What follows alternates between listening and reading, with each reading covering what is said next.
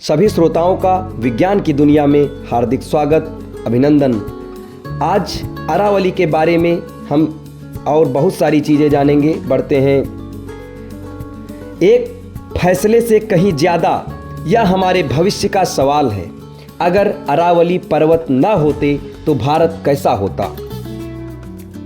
चलते हैं इसके उत्तर की तरफ। अरावली पर्वत कोई साधारण पहाड़ नहीं है, ये पहाड़ धरती की याददाश्त है। दुनिया की सबसे प्राचीन पर्वत श्रृंखलाओं में से एक, जो करोड़ों वर्षों से भारत के भूगोल, जलवायु और जीवन को संभालते हुए है। लेकिन हाल ही में अरावली पर्वत को लेकर आया एक न्यायिक फैसला इस पूरी श्रृंखला के भविष्य पर सवाल खड़ा करता है। इस फैसले के बाद सबसे बड़ा सवाल यह है कि अगर अरावली पर्वत ही न होते तो इसका असर क्या होता। अरावली भारत की अदृश्य ढाल।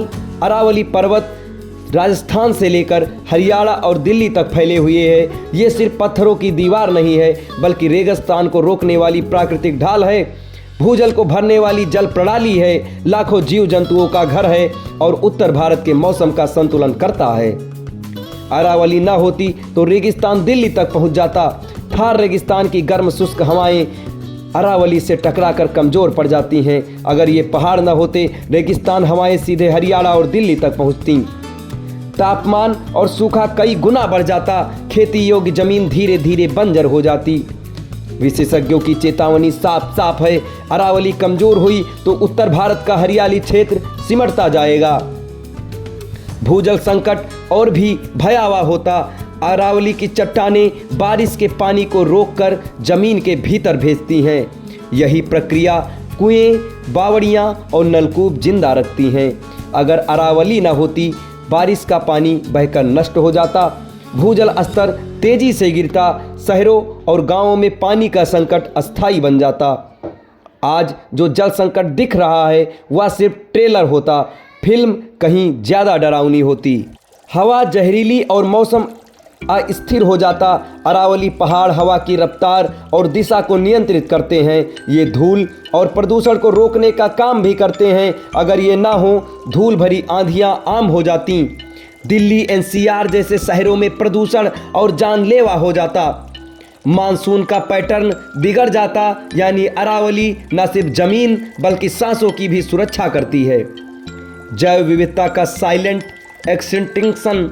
अरावली क्षेत्र में सैकड़ों पेड़ पौधे, पक्षी, सरीसृप और स्तनधारी और स्थानीय जनजाति जीवन सदियों से एक संतुलन में रहते आए हैं।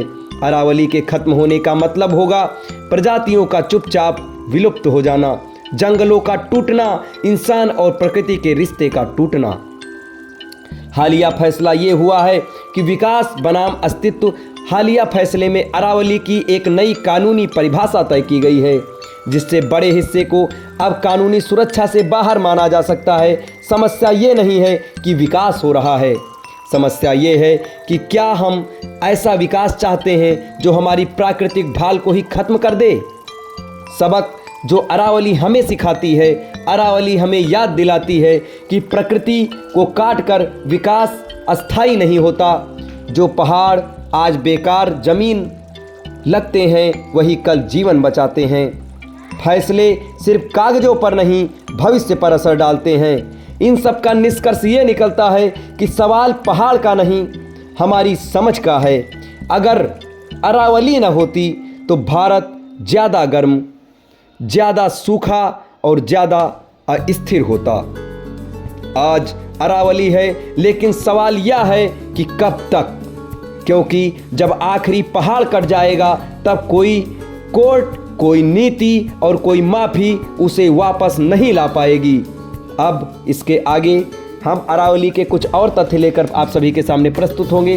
हमारे इस वीडियो के साथ, हमारे चैनल के साथ जुड़े रहें। धन्यवाद।